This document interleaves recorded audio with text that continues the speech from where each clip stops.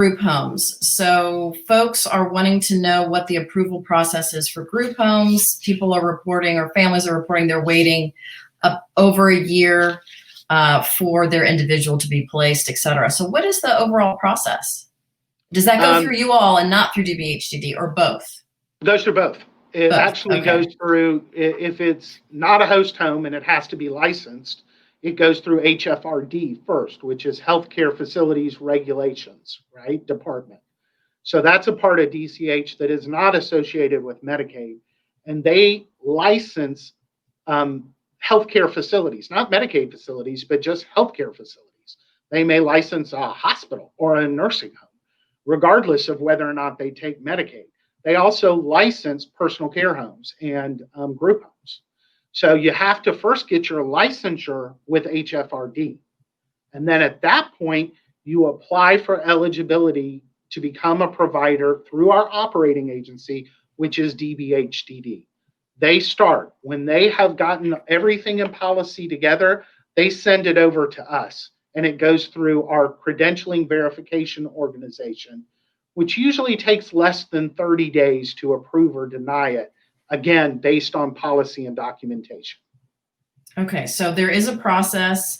It can be rather lengthy due to various agencies involved and the documentation process, right? Because I'm assuming sometimes documentation might get kicked back, or... That's usually the delay. The delay is usually in something missing, and then there's a back and forth behind what has to be turned in.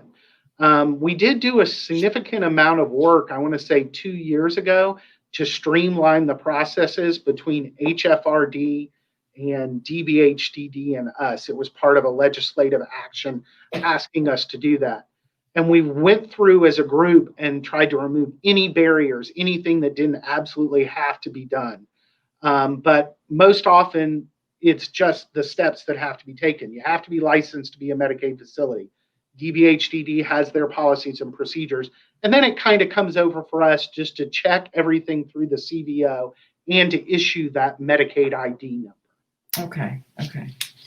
That's good to know, because, again, parents may be frustrated, but they don't know what the process is. So it's good to get the behind the scenes information. So on to CLS. There's a couple of families that are really concerned, probably more than a couple, concerning CLS services for individuals who have complex behavioral and medical needs and who are with a provider or being served in their own homes by a provider. This idea of CLS not being able to be 24-hour support. Can you talk a little bit about that? And is that true? Is there anything else that you can tell us about that issue? Not a tremendous amount that hasn't already been presented in the renewal webinars from DBHDD and presented to the board, which is happening right now.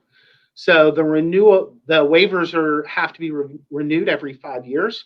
And as part of the renewal, there were some proposed changes around CLS and kind of truing up the definition as to what it always was supposed to be. I don't want us to get to different messages. I'm not trying to skirt the question, but I would ask that you go back to DBHDD and really look at the webinar and information that was presented there about what the process would be and what is being changed and what limits are being placed on the service. And then I would strongly encourage folks to send in their comments, concerns, and questions to the DCH board. As I said, this was just presented to the DCH board today. I believe probably right now while we're talking, it's being presented. And then it will be open for a public comment period of 30 days. There will be a hearing, a public hearing where people can come. I don't know if we're doing it virtually now, so I don't want to say they can come to Beach Street, but I'm quite positive that they'll be able to sign in, if nothing else, to a webinar and give their comments, face-to-face like you and I are doing right now, or fax or mail in their comments.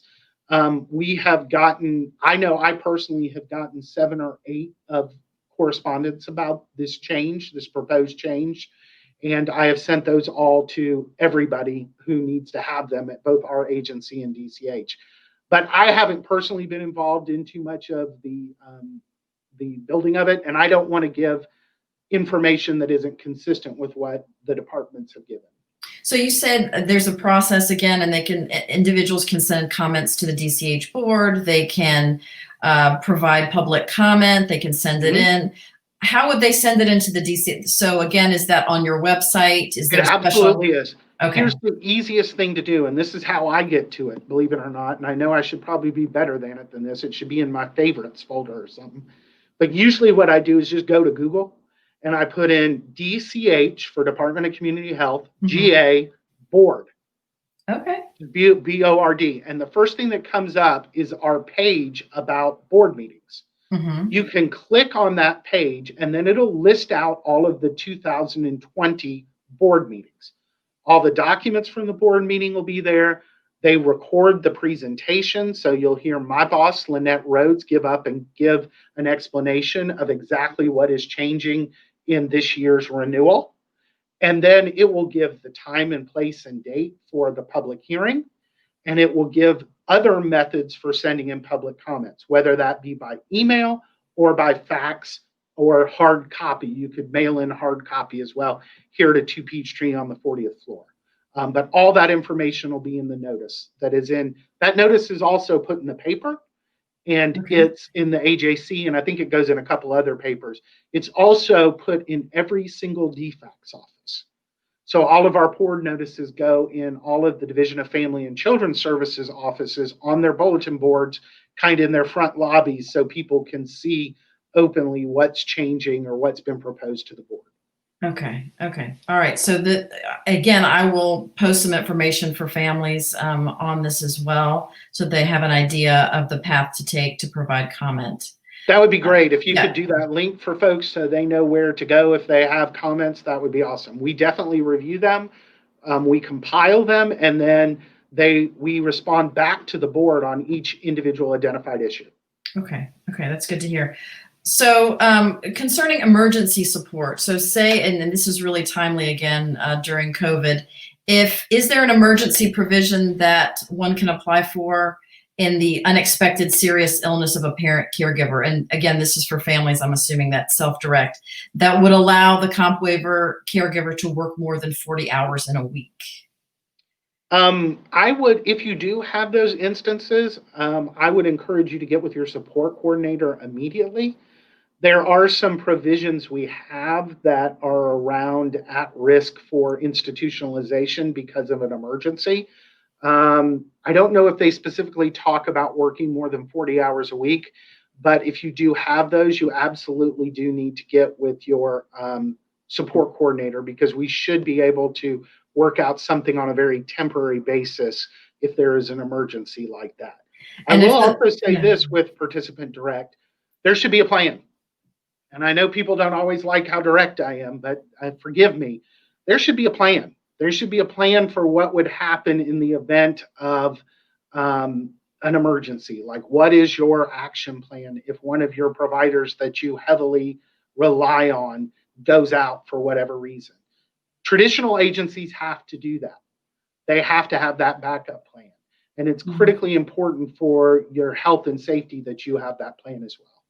Okay, good advice. So again, you talk about the support coordinator. What if the support coordinator says, I don't know the answer to that? I don't, what would you do? I would ask, I would, I say this all the time, and this is another thing I find myself saying too much. Like, if you go to McDonald's and somebody says, you order a fillet of fish and somebody brings you a burger, and you say, wait a minute, I want a fillet of fish. And the person there says, nope, that is a fillet of fish. And you're going to be like, no, I know what a fillet of fish is. This isn't a fillet of fish. You're not going to take the burger and leave. I know you're not. Right. You're going to say, hey, who's over you? Right. There's got to be a manager or somebody here. And that also includes staff at DBHDD and myself and people like Catherine Ivy here at DCH. If things need to be appropriately escalated, they need to be appropriately escalated. So your support coordinator should be able to answer that question. And if not, then we need to kick that up the line. Okay. That is really good to hear. So